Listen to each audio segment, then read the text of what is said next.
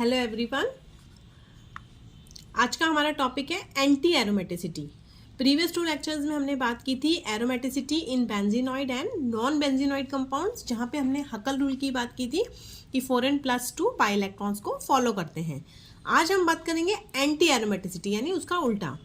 तो वो कंपाउंड्स जो कि डीस्टेबलाइज हो जाते हैं by a close loop of electrons, उनको हम क्या कहते हैं? Anti aromatic compounds. ये 4n पाई इलेक्ट्रॉन रूल को फॉलो करते हैं, यानी सिस्टम जिसमें 4, 8, 12, 16 एंड सो ऑन इलेक्ट्रॉन्स होते हैं वो सारे एंटी एरोमेटिक कंपाउंड्स होते हैं। ये प्लेनर होते हैं, कंजुगेशन भी होगा, लेकिन लेस स्टेबल होते हैं then the corresponding acyclic unsaturated species. यानी कहने का मतलब है कि ये आपके प्लेनर भी होंगे, कॉन्जुगेटेड भी होंगे, sp2 हाइब्रिडाइज भी होगा। ये हकल रूल को फॉलो नहीं करेंगे, ये 4n पाई इलेक्ट्रॉन रूल को फॉलो करेंगे। और ये अनस्टेबल होते हैं, लेस स्टेबल होते हैं as compare to their corresponding acyclic unsaturated species. इसको हम एक ऑर्बिटल एनर्जी डायग्राम से समझेंगे। आप देख सकते हैं इधर, ये हमारा साइक्लोप्रोपिनाइल कैटायन है, इसमें 2 पाई इलेक्ट्रॉन्स थे। तो ये आपके ये पाई, ये नॉन बॉन्डिंग और ये pi star, okay, anti bonding. तो बॉन्डिंग में है इसके इलेक्ट्रॉन, स्टेबल है। यहाँ पे आप देख सकते हैं साइक्लोब्यूटाइन के 4 इलेक्ट्रॉन्स हैं, 2 बॉन्डिंग है और 2 नॉन बॉन्डिंग है। Similarly benzene all bonding. इसी तरह से आपका साइक्लोऑक्टाटेट्राइन है, all bonding no, 2 non bonding में है। और जो आपका नैप्थलीन है इसमें ऑल बॉन्डिंग। तो आप देख सकते हैं कि जहाँ 4n पाई इलेक्ट्रॉन रूल लग रहा है वहाँ पे 2 इलेक्ट्रॉन जो है वो नॉन बॉन्डिंग में जा रहे हैं, जबकि आपका जो 4n+2 पाई इलेक्ट्रॉन वाले हैं डेट इज साइक्लोप्रोपिनाइल कैटायन, बेंजीन और आपका ये एन्यूलिन, इन तीनों के अंदर आपका क्या है, इलेक्ट्रॉन्स जो हैं सिर्फ बॉन्डिंग ऑर्बिटल में है, नॉन बॉन्डिंग में या एंटी बॉन्डिंग में नहीं है। तो ये स्टेबल है, जबकि साइक्लोब्यूटाडाइन और आपका जो साइक्लोऑक्टाटेट्राइन है ये लेस स्टेबल है। एंटी एरोमेटिसिटी के लिए जो चीफ क्राइटेरिया है वो ये है कि presence of a paramagnetic ring current. हमने एरोमेटिक में पढ़ा था डायमैग्नेटिक रिंग करंट, जिसमें आउटर इलेक्ट्रॉन्स डी शील्ड होते थे और इनर इलेक्ट्रॉन शील्ड होते थे। बट यहाँ पे सब उल्टा हो जाएगा, आउटसाइड इलेक्ट्रॉन्स तो अप फील्ड होंगे यानी शील्ड होंगे, और इनर प्रोटॉन्स जो है वो डाउन फील्ड होंगे यानी डी शील्ड होंगे। मॉलिक्यूल जिनमें पैरामैग्नेटिक रिंग करंट पाया जाता है उनको हम पैराट्रॉपिक कहते हैं, जबकि हमने एरोमेटिक में पढ़ा था कि वहां पे डायट्रॉपिक कहते हैं। अब हम सबसे पहले इसमें बात करेंगे साइक्लोब्यूटाडाइन की। साइक्लोब्यूटाडाइन जो है वो हाईली अनस्टेबल है, जिसकी बहुत शॉर्ट लाइफ टाइम होती है, और ये जैसे ही खुला छोड़ेंगे तो ये डाइमराइज कर जाएगा। फॉर एग्जाम्पल हम बात करते हैं डील्स एल्डर रिएक्शन की। डील्स एल्डर रिएक्शन में आप देखिए कि जब तक इसको हम स्टेबलाइज नहीं करेंगे तो ये डाइमराइज हो जाता है इस तरह से। ये साइक्लोब्यूटाडाइन है और ये डाइमराइज कर रहा है।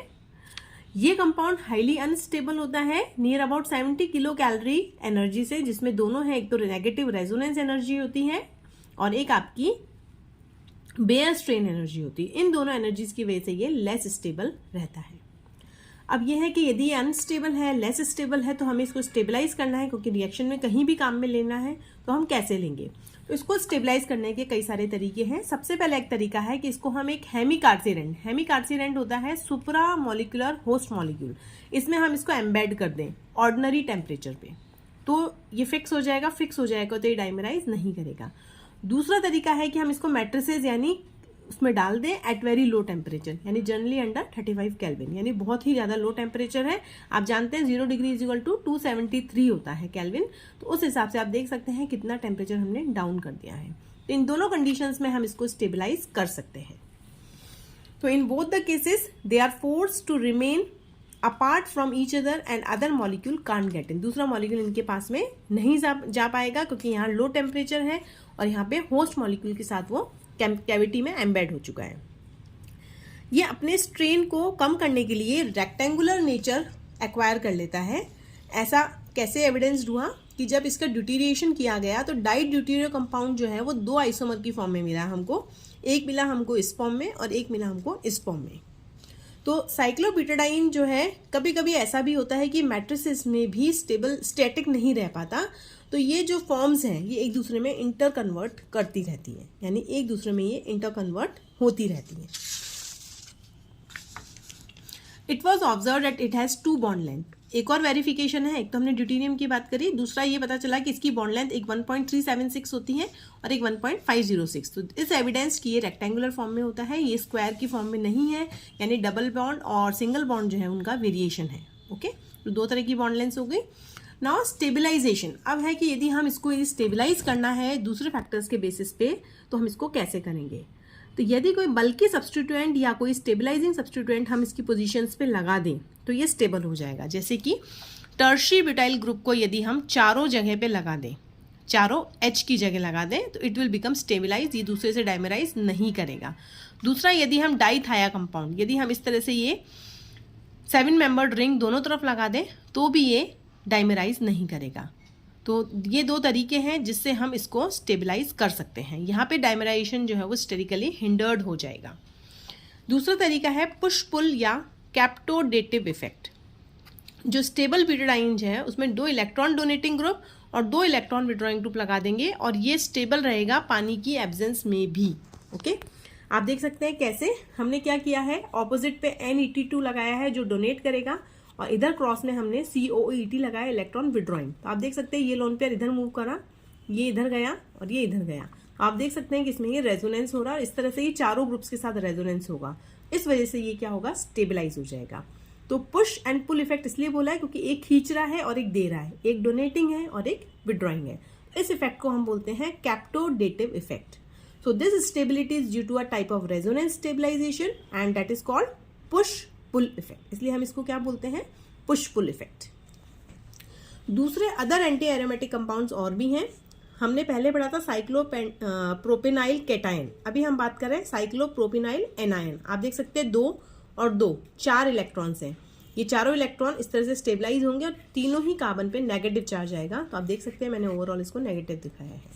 इसीलिए से हमने पहले पढ़ा था साइक्लोपेंटा डाइइनाइल एनायन, जहाँ पे 6 pi इलेक्ट्रॉन थे, बट यहाँ पे हमने प्लस कर दिया है तो ये बन गया है साइक्लोपेंटा डाइइनाइल केटायन। तो यहाँ पे 1 2 3 4 4 pi इलेक्ट्रॉन्स हैं और आप देख सकते हैं सभी पोजीशन पे प्लस चार्ज आ रहा है, यानी ये इलेक्ट्रॉन डेफिशिएंट हो गया, इसलिए हमने ओवरऑल सब पे प्लस लगा के रेजोनेंस हाइब्रिड बना दिया है।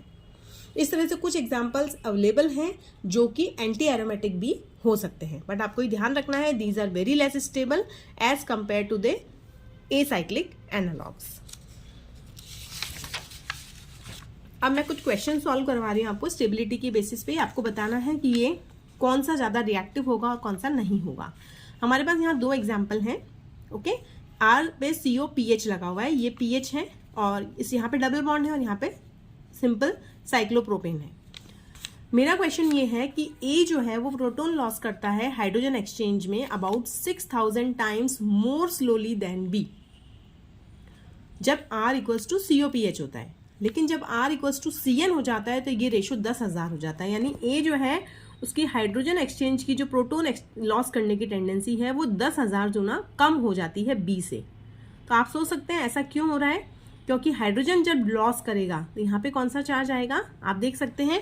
इसका मतलब क्या हुआ कि A जो है वो ज़्यादा रिलक्टेंट है कार्ब एनायन बनाने के लिए एज कंपेयर टू B, क्योंकि B जो बनाएगा, ये जो B है जब हाइड्रोजन लॉस करेगा तो ये बनाएगा ये, और ये आपका बनाएगा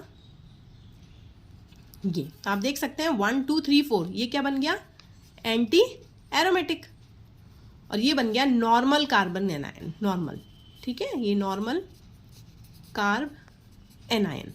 तो आप देख सकते हैं यह नॉर्मल कार्बन आयन है जबकि ये एंटी एरोमेटिक, और हमें पता है एंटी एरोमेटिक जो होते हैं वो हाईली अनस्टेबल होते हैं। तो जब कार्बन आयन ही अनस्टेबल है तो फिर हमारी रिएक्शन जो है डेफिनेटली होगी ही नहीं। इसीलिए ए जो है वो प्रोटॉन लॉस जो करता है बहुत ज़्यादा स्लो करता है, 6000 गुना कम, और CN के केस में 10,000 गुना कम। ओके, नाउ सेकेंड क्वेश्चन हम बात करें कि यहाँ पे हमने C जो है उसको सिल्वर परक्लोरेट से ट्रीट किया है प्रोपियोनिक एसिड में, तो मॉलिक्यूल जो है रैपिडली सॉल्वलाइज हो गया, लेकिन जब E को किया तो E नहीं हुआ। ऐसा क्यों हुआ, क्योंकि जब इसमें से I निकलेगा तो कौन सा चार्ज आएगा, प्लस, तो ये सिंपल कार्बोकेटायन हो गया आपका।